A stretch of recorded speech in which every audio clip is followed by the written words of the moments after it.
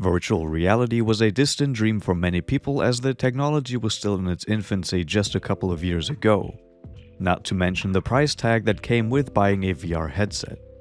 But nowadays, there are many affordable options on the market that can fulfill that same dream of a virtual world. But all of that only applies if you already own an incredibly powerful gaming PC, right? Well, not quite. In today's video, I will tell you what kind of a PC you actually need in order to have a great PC VR gaming experience. But there are a few things that I have to mention before we get started. Firstly, you don't actually need a computer to play VR. Headsets like the Meta Quest 2 or the Pico 4 are all-in-one headsets. They basically have a computer inside of them. With these, you can play your games from the very headset you are using, and it's also wireless. If you are simply looking to get into VR, this might be the best option for you. But if you are aware of that and you really want to get into PC VR, stay tuned for the rest of the video. Secondly, this video is aimed towards those who have little to no knowledge of PC building, or more specifically about the PC hardware. And lastly, this video is not a full PC building guide. I won't go into the whole process of how you assemble a computer, but rather give you the necessary information needed on how to identify what parts would end up being a great fit for your VR gaming PC. I will also provide a full PC build example in the form of a PCPartPicker list at the end of the video, for those who want to have a reference of what it could look like in the end. Before we start doing anything, you should get a good idea of what you actually want to be able to do with your computer. What I mean by that is that you should think about what VR headset the computer should be able to power, and as an extension of that, what games you are going to play. The hardware needed for VR gaming can vary wildly depending on which VR headset you are using on the machine. So a good starting point would be finding out which headset has all the features you want, and then, surprise, finding the documentation about the hardware requirements for said headset. There are numerous options you could choose from, but in order to keep it simple, let's just use some of the more popular ones as an example. Some of the more notable ones would be the Meta Quest 2, the Valve Index, the HTC Vive, and let's also throw in one that I personally use, the HP Reverb G2.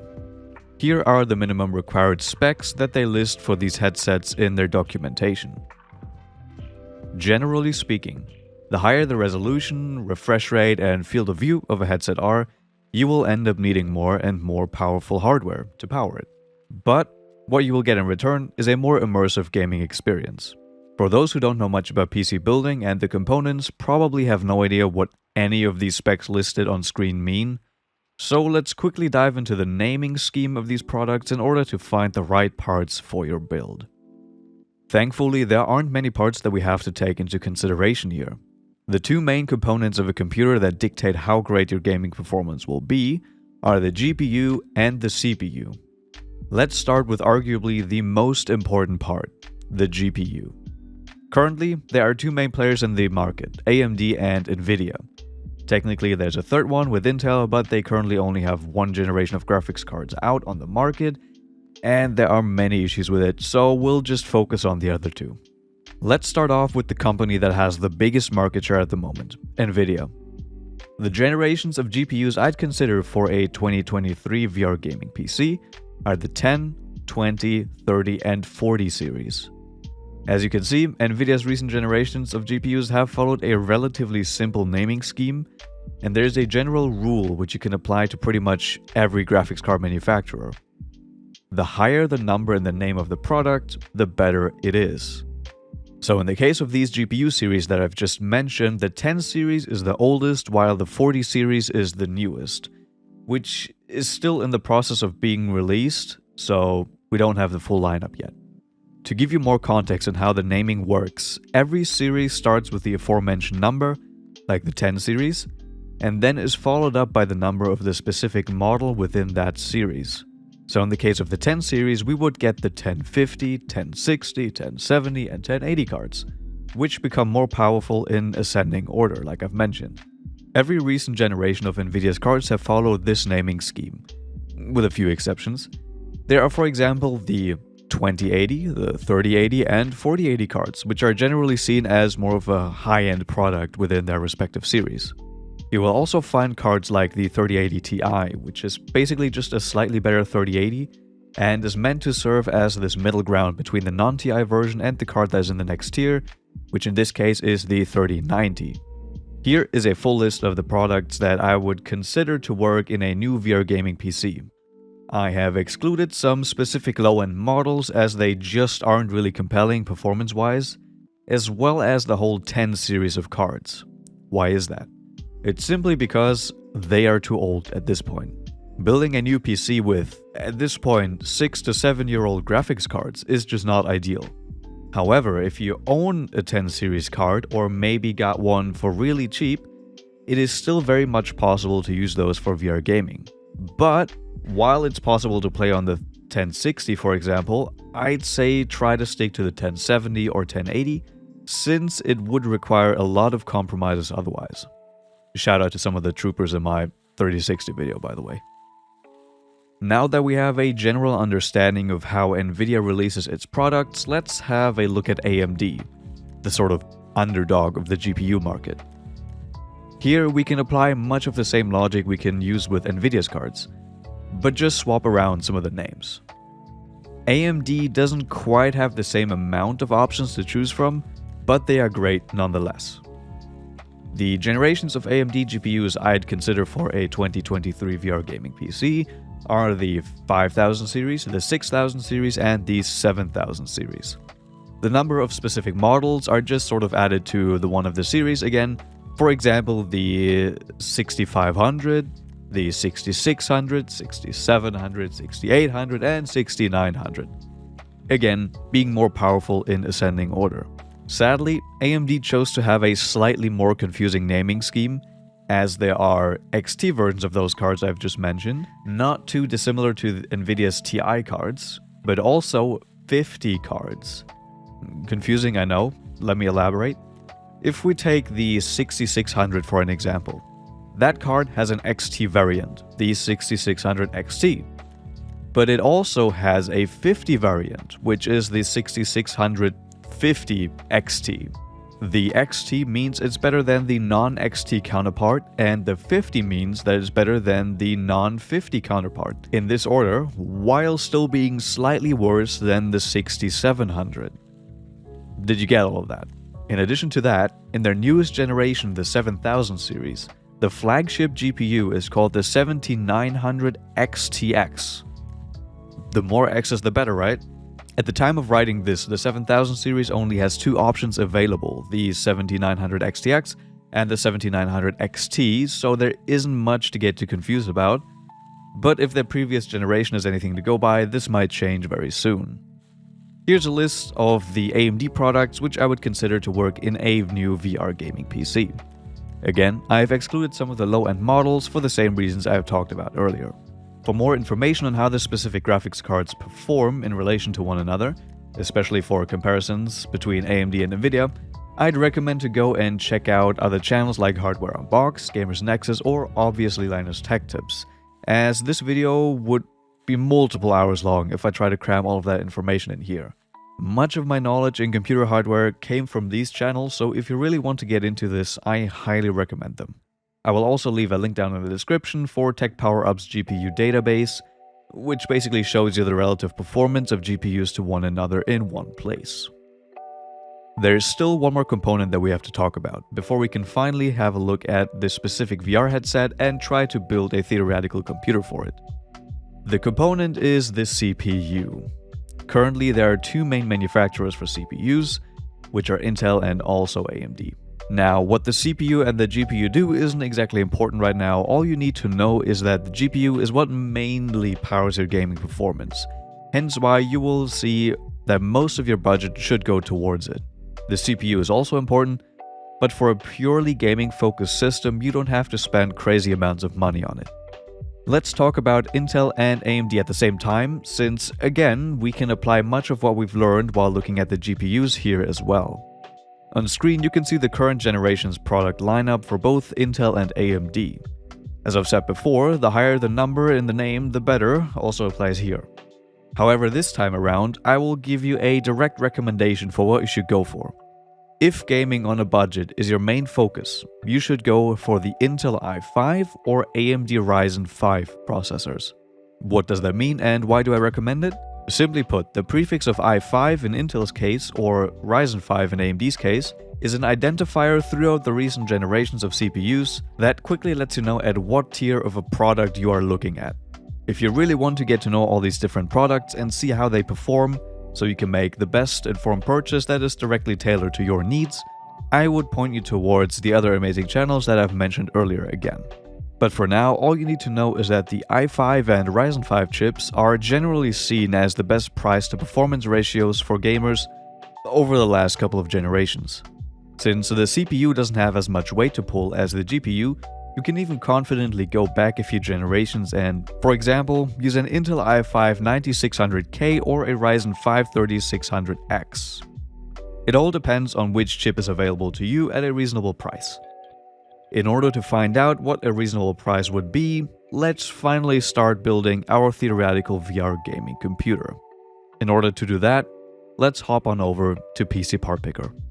Basically, on this website, you can build a theoretical PC by checking all the components and putting them together in a list at the end. Why am I using this website specifically? That is because for beginners, this has a couple of really nice features that will help you in actually building the PC. For example, you can see there are already a couple of suggestions for PC builds you could do. For example, this entry-level Intel gaming build, if you were to click on it, it will tell you which parts it is using, and here's the main bit, which is really nice. This website also collects all the prices from all of the different retailers and will try to give you the best price for it, as well as maybe some discounts at some points.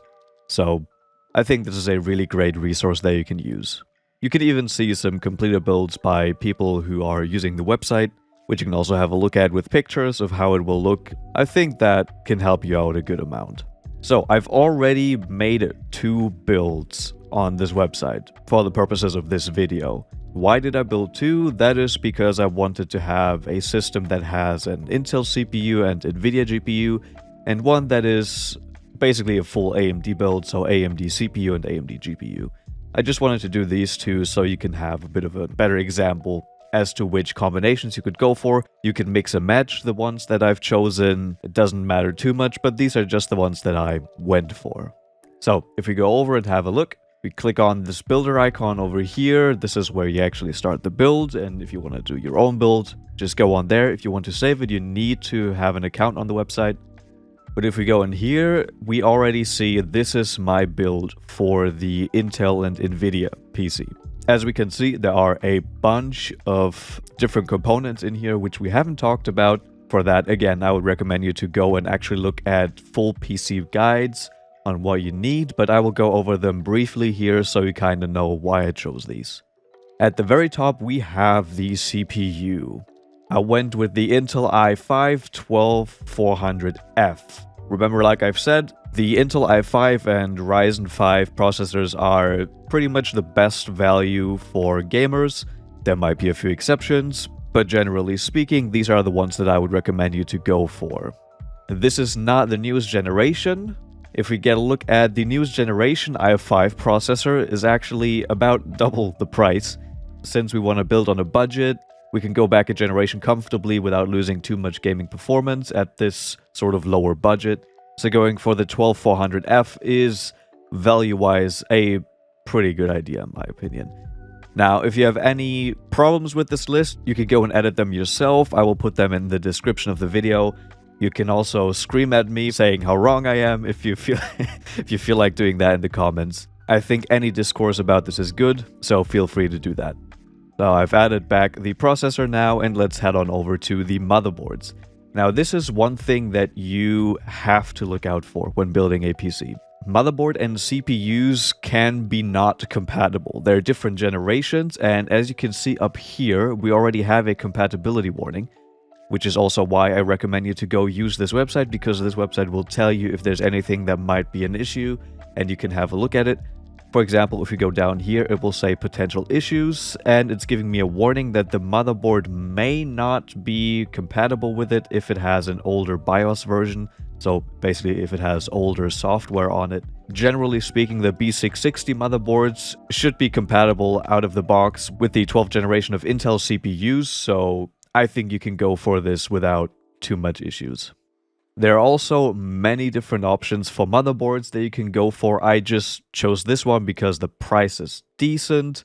If we go ahead and have a look at the other motherboards that we can see here, there are a bunch that cost way more, some that cost less. Basically, the motherboard is there to supply you with certain features. For example, certain connectivity on the back of the PC.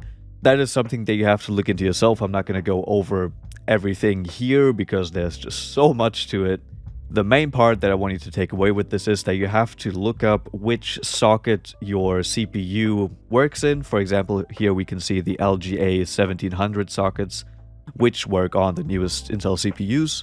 And if you were to get an older one, it wouldn't be compatible, so be on the lookout for that. The next part is the memory, the RAM, it will also be called. So for RAM, people usually say that 16 gigabytes of RAM is enough for a gaming PC. That's why I have 16 gigabytes in here. But personally, I've started to feel that 16 gigabytes is starting to cut it pretty close. So going for 32 gigabytes, which is the next step up, is, in my opinion, recommended.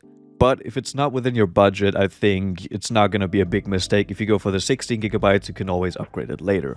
So why did I choose this one specifically? Because this is a very reasonable price for this memory. The price for RAM has decreased a lot in the past couple of years, and there even is faster memory on the market already. This is DDR4 memory, which is the previous generation. There's already DDR5, but the performance difference for DDR4 and 5 is not as much as the price difference is, actually. So if you're looking to build on a budget, DDR4 is way more affordable, and I would recommend going for it. For the storage of the computer, we have two things here. We have a regular hard drive, a 2TB hard drive from Seagate, and also I have this NVMe solid state drive in here, an SSD, which is really recommended for modern PCs. This will basically have really short loading times on games you have on it, or because you should install Windows on this, there's going to be a boot drive which makes your PC start up very fast and makes programs way more responsive. So I would always recommend going for an NVMe SSD in your builds at this point. And with this combo of hard drive and SSD, you have enough space on your PC as well. And over here we have the big ticket item, the graphics card. So again, this is an Nvidia and Intel build, so this one is an Nvidia graphics card. I have chosen the 3060 Ti. So this is the previous generation of GPUs. We were already on the 40 series, but the 40 series does not have a mid-range or low-end card at the moment, which is affordable. So I chose this one because the 3060 Ti, value-wise, for 410 bucks, is really nice. If we go in here and have a look, there are many more options that we could go for. We could even go back a generation to the 20 series, like I've said.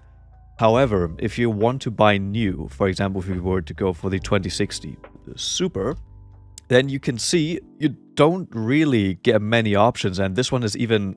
this is worse than the 2060 Ti, and it costs almost as much. That is because the old graphics cards don't really get made anymore, so you have to pretty much rely on second-hand markets to try to get one for cheaper. If you're comfortable with doing that, you could do it. However, if you want to buy new, I would recommend you to go either 30 or 40 series, depending on what your budget is. The 30 series is a lot more affordable, and the 3060 Ti is pretty much the one that has the best value out of the bunch. Now, you can see there are also many versions of the 3060 Ti here from many different manufacturers, which, can be confusing. What you basically need to know is you can comfortably go for the one that is priced lowest, because the differences between these are usually just in their overclocking capabilities, which is not something you have to get into, and their cooler design, you know, how cool the card runs and stuff. And the performance at the end of the day isn't gonna be that much different between the models. Sure, there might be a couple of frames that you can squeeze out of another one over this cheaper one that we are using here. But personally, I would just recommend you to go for the cheapest one. And quickly also having a look at the cheapest 40 series card, which is currently the 4070 Ti. We can see the cheapest card is about double the price of the 3060 Ti. It is obviously way better, but you know, if you're building on a budget, I don't think you can look at the 40 series at the moment. So going back to the main page, we can see now pretty much all we've left are the case, which I have just chosen a case. I know that Lee makes good cases, and this one has some RGB in it, so it lights up very nice, you know. This is a nice looking case, it's got good airflow. You can see in the front this mesh panel. It will let through a lot of the air to cool your components, and it already comes with some fans, which is nice, and I think it's a pretty reasonable price for this level of case, so I went for it. You can change this however you want. This is just the one that I chose for this. You can go any other manufacturer, do whatever you want with it, so it's more tailored to you. This is just one that I picked out. The next part is the power supply. Now this one is also pretty important, and another reason why I recommend using PCPartPicker, because all of the components here will have a certain power draw. And adding that up in the end can be a bit confusing, but PCPartPicker does that for you, and it says that this build has an estimated wattage of about 446 watts, which isn't very high because all of these parts aren't that power hungry, which is great. I still went with a 750 watt power supply because you always want to have a bit of headroom. A general rule of thumb is about 1.5 times the number you have here you should get as a power supply.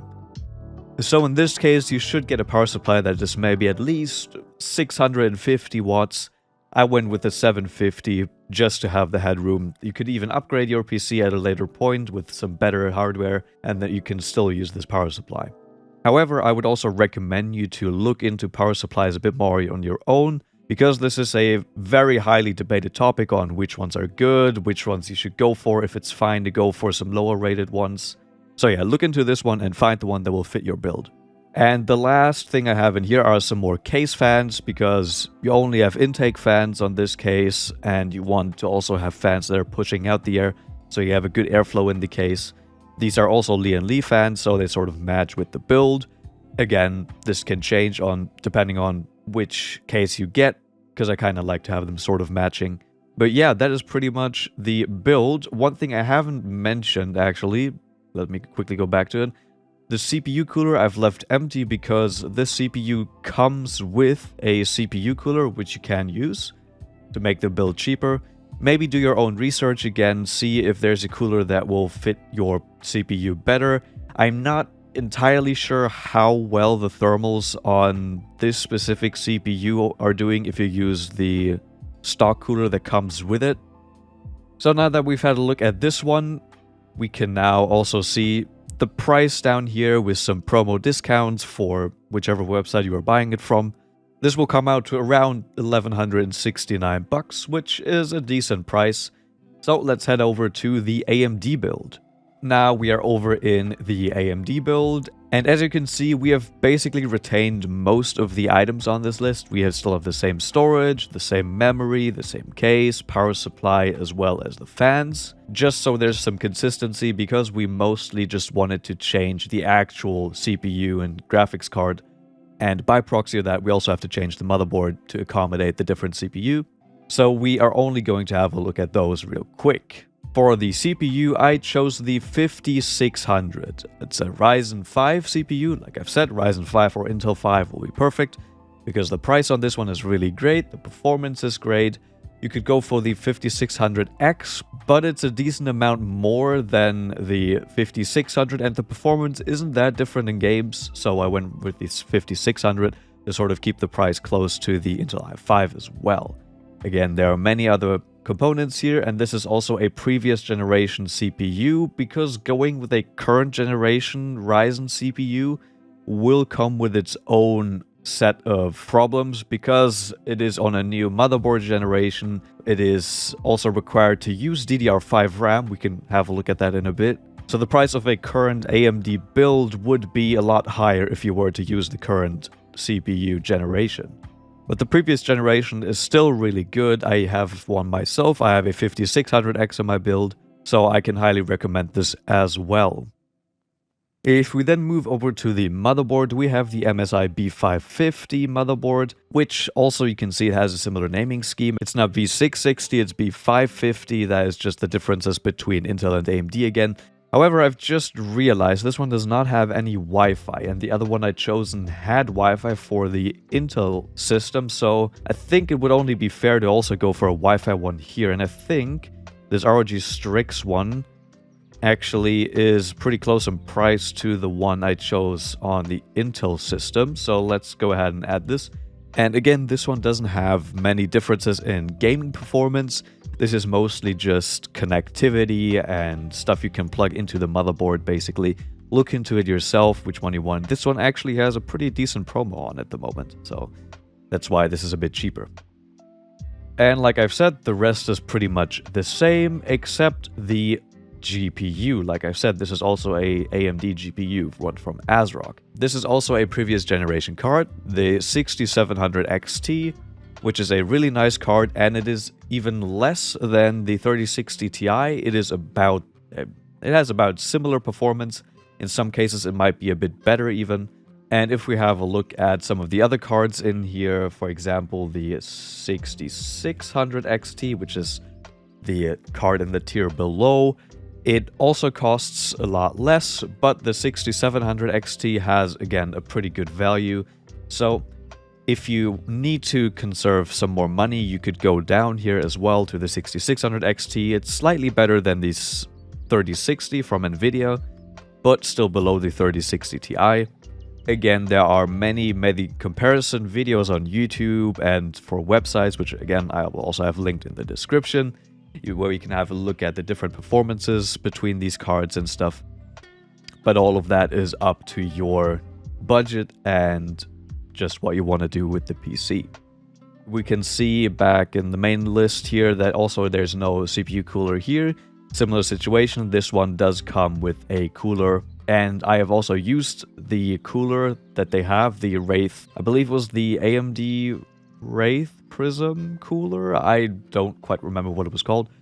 I have used that myself on a build that I've done, and it's a decent CPU cooler. You can use them, it's fine.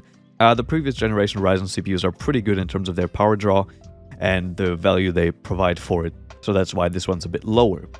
At the end, we come out to a bit less than the Intel and Nvidia build here, but prices may change. They will fluctuate a lot over the weeks and months this video is up, so you have to take a look at these, see what will fit best, adjust these lists. I will have both of them in the description, and that is basically it. I hope you found this video helpful. Please feel free to give feedback in the comments if you're already a more experienced builder and you have some nitpicks about this video. I am very open to the criticism, because at the end of the day, it will help out first-time builders or just people who want to get into this space a lot if you also write down your thoughts in the comments. Feel free to discuss or shout at me. So I thank everyone for watching, and I'm happy that I'm finally done with this video. I have rewritten the script for this one many times, and you could probably tell that I also went off script for this section, because I don't read off of a script. You know, I'm a lot more all over the place with my talking points, so yeah. But again, thanks for watching. I hope I could see you in the next one. Have fun building your PC if you end up doing it after this video, and I hope you all are well. Bye-bye.